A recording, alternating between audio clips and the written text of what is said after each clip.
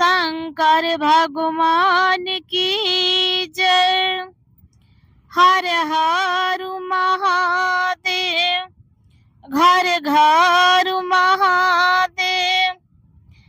हम अदिति लोगी चैनल के माध्यम से बाबा भोलेनाथ और मैया पार्वती जी के चरण में कोटि कोटि प्रणाम करतनी। हमार प्रणाम से इनकार हो।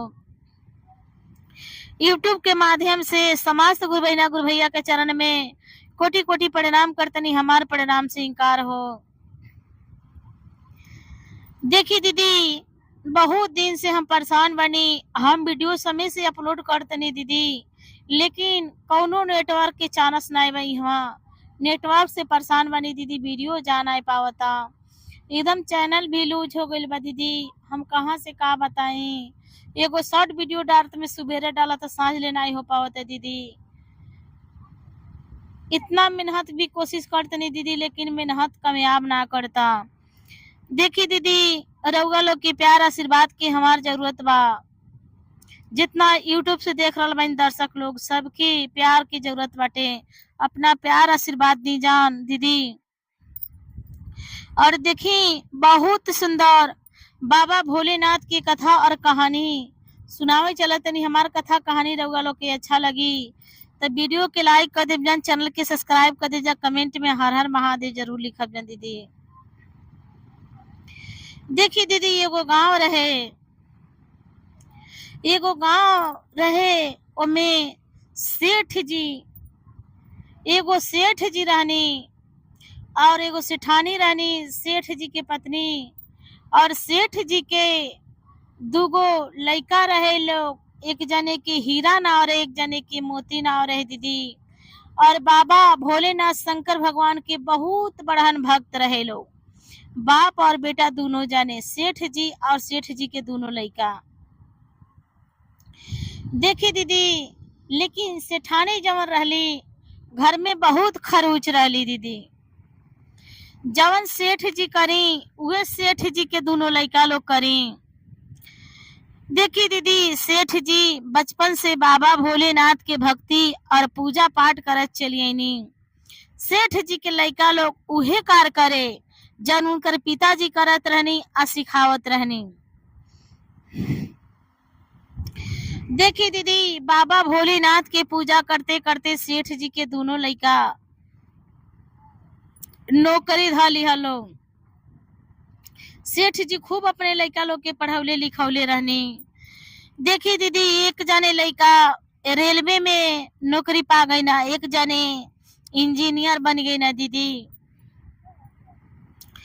और सेठानी के विचार बहुत गलत रहे दीदी। सेठ जी के जब दोनों लड़का बड़ हो गई लनी जान, नौकरी पा गई लनी जान, सेठ जी कहनी सेठानी से जे लड़का लोग बड़ हो गई लो, लड़का लोग की शादी कर दे के। सेठानी कहतड़ी हाँ, लड़का लोग की शादी होई। देखी दीदी, अपने बड़ वाला लड़का के रिश्ता तय कैनी सेठ जी। अब बहुत सुंदर पतोही लेनी, जे उहो जन पतोही अली उहो बाबा भोलेनाथ की बहुत बड़ा भक्त रहली। बहुत पूजा पाठ में लीन रहली दीदी।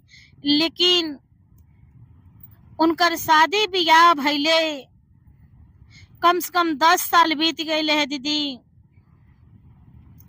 उनके कौनो संतान ना रहे। जब 10 साल के दिन बीत गए दीदी, उनके कौनो संतान ना भइल। कुछ दिन के बाद सेठ जी के मृत्यु हो गई, सेठ जी मर गईनी। जब सेठ जी मर गईनी तन जौन सेठाई रहली दीदी, सेठ जी के कौनो बाती के कौनो आज्ञा के पालन ना करा। सेठ जी बड़ा समझा के और बुझा के अपने पत्नी के रखत रहनी। लेकिन सेठानी से सेठ जी के मोले के बाद उनकरे बाती के कौनो पालन ना रहे दीदी। ऐसे करते करते दीदी ढेर दिन बीत गई। जब बड़की वाली पतोह के कौनो संतान ना भइल, बस इस सेठानी अपने पतोह के बोली से कुबोली लगली बोले दीदी। जब कुछ दिन के बाद बीत गई तो दीदी देखी, कौनो भी बात कौनो भी भेव घर से ना निकले तो केहू बगल वाला लिकार ना सकेला दीदी। सेठानी लगली मनहूस कह के बोलाए, जे मनहूस बाड़ू, इतना दिन अइले हो गइल, तोहरा से कौनो एगो चिराग पैदा ना भइल, हमरे घर के कौनो संतान ना भइल।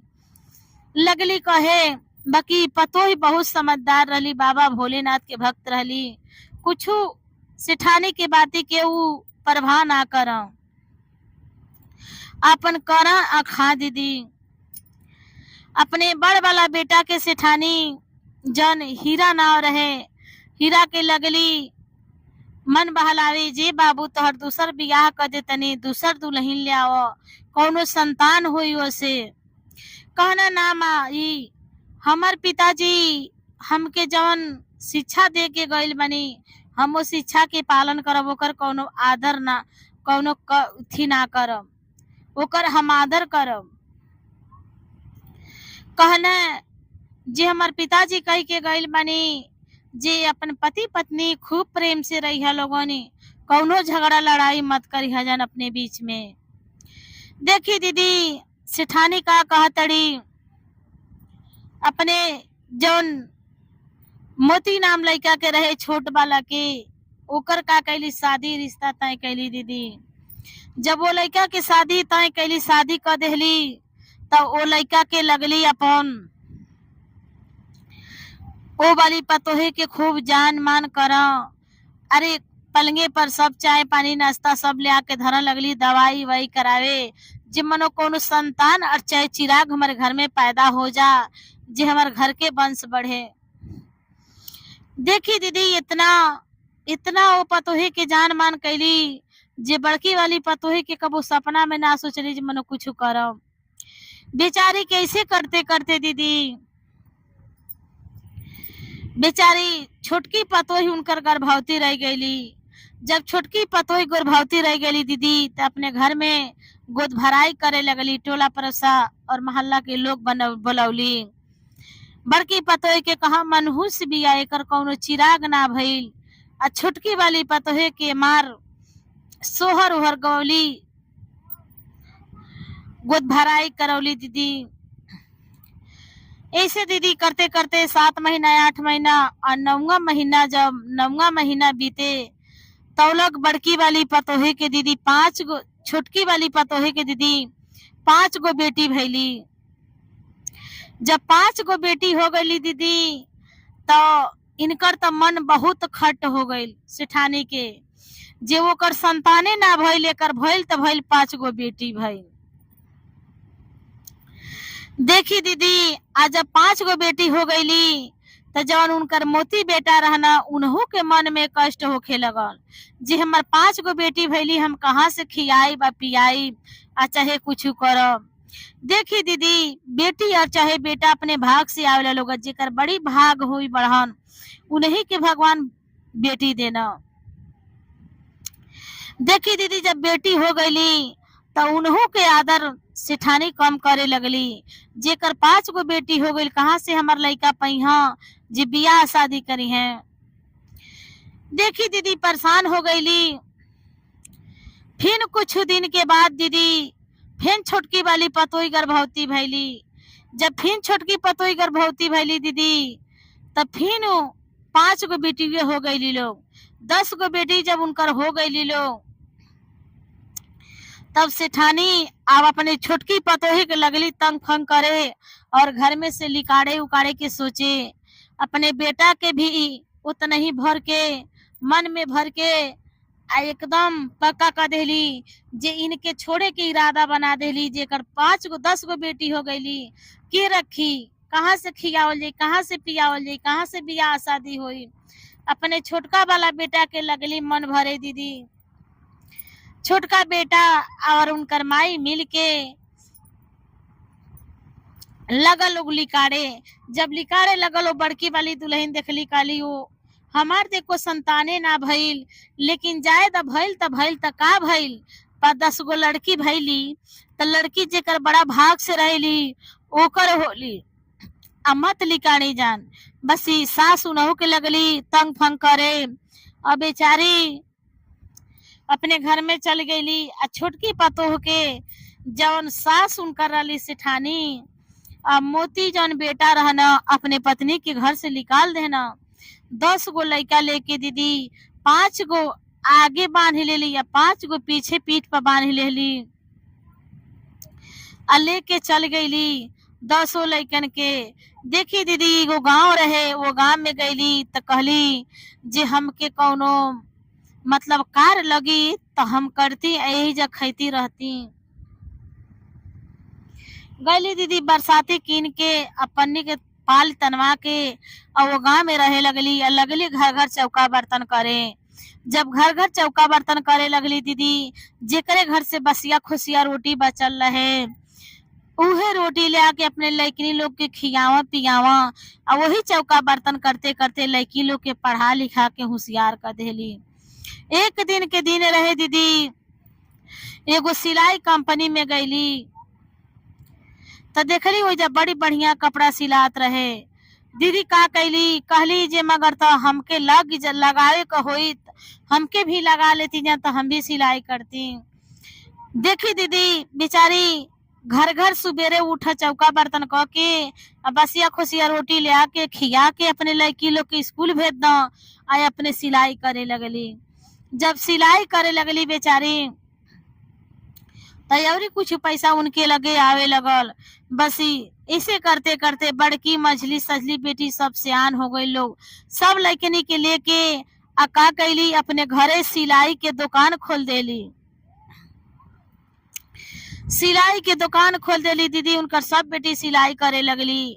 आ बात कह लेली जे बाहर से कहीं कपड़ा आवत रहे, बात कह लेली जे कपड़ा आवता आई तो हम इतना में सिलाई करके दे दे। कहना जे सिलाई के कंपनी के मालिक रहे वो कहना हम तो के 60 लाख महीना दे आ तू इतना कपड़ा सिल के धो दे। कली हम इतना कपड़ा सिल के धो दे। देखी दीदी 60 लाख महीना लगरी लोग कमाई, उतना बेटी कपड़ा सी के दिनों रात मेहनत करके धो सब। जब ऐसे करते करते दीदी एक दिन से ठानी के लग खबर गईल जे तोहर नाथिन या तरपतो बहुत बड़का आदमी बन गई लो, अमीर बन गई लो। देखी दीदी सिलाई के पैसा के करते करते घर दुआर बनवा के जमीन कीन के और टेंट पेंट करके अच्छा हो गई लोग। देखी जब उनकरे दादी के उनकरे पिताजी के पता चलल दीदी, एक दिन के बात रहे, सेठानी अपने पतोहे के लगे अपने बेटी अपने नतनी के लगे अली आ मोती जहाँ रहना अपने पत्नी के लगे आई न। आ जन बड़की वाली हीरा के मेहरारू रहली ओहो अपने देवरानी के लगे अली। सब लोग घर भर मिल के दीदी आइल और देखला से बहुत बढ़न कंपनी लेके खोल देले बड़ी लोग और बहुत बढ़िया कमाई रंग ढंग अच्छा सीख लेले बड़ी लोग दीदी। मोह माया में पड़ गई लोग, आई लोग तो अपने घर से मार के खेत दिले रहे लोग, कदर ना कैले रहे लोग। लेकिन ई बेचारी सबके कदर कैली, सबके खाए के पानी चाय नाश्ता देली और सबसे प्रेम से बोलली दीदी। देखी दीदी दिल सबके पास ना होला, दिल ओकरे पास होला जेकरे पास माया होके। बेचारी बड़ी माया वाली रहली। कहली ना हमार 10 गो बेटी रौरे सबके बोझ हो गई लली, हम रौरे घरे ना जाए, हमरे घरे रौरे रहब तो रौरे के भगाइब ना ही, जौन भी हम खाए उ रौरा के खियाए, लेकिन हम भगाइब ना अपने घर से। आ देखी दीदी अपने सास के अपने पति के सबके सेवा करे लगली। लड़की लोग लगली अपने पिताजी के सेवा करे और बढ़िया से अपन लगल लोग रहे। देखी दीदी कथा गईल मन में, सोची अपन मन में, एक बार प्रेम से बोली हर हर